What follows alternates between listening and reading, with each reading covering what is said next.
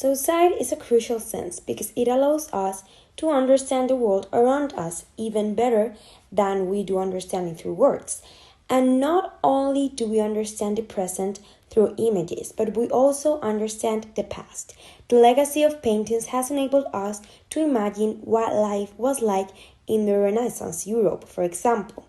However, art carries with it a series of interpretations that take it away from the objective.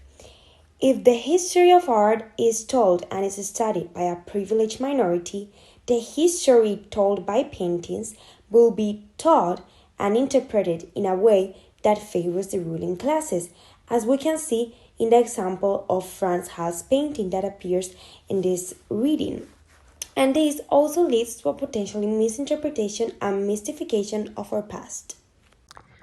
The reading talks about how in the past, a big part of the uniqueness of different paintings and images was very much attributed to the location where these images or paintings resided, whether it was a unique building that the paintings were designed for or a special place they were being shown.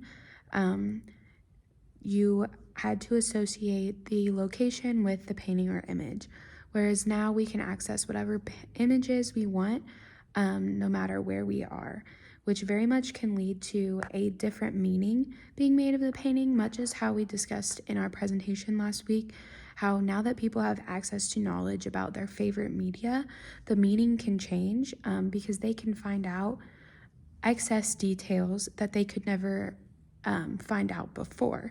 And a similar thing happens when we now can see paintings and images in any location.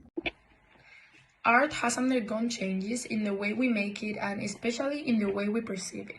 Today it is about breaking with those classic and traditional forms of art in which, for example, women were represented as an object of desire, how the abstract used to be perceived as synonymous with madness, or how it wasn't accessible to everyone.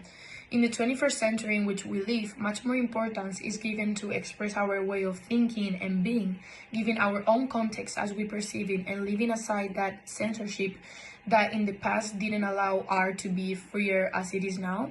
Even being influenced by publicity nowadays, since some advertisements use works of art or images of certain people to establish a connection with a specific audience, and this encourage their consumerism. For example, the work of the girl with a pearl earring that everyone knows, classified as something elegant and sophisticated to sell a luxury product, which attracts people who consider themselves the same way as the works of art.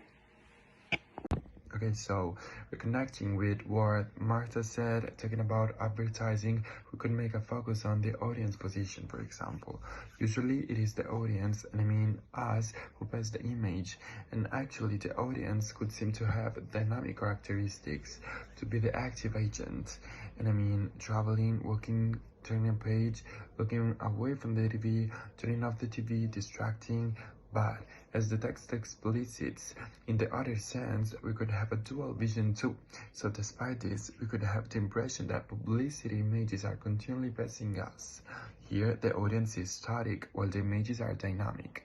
And as the text says, until the newspaper is thrown away, the television program continues or the poster is posted over.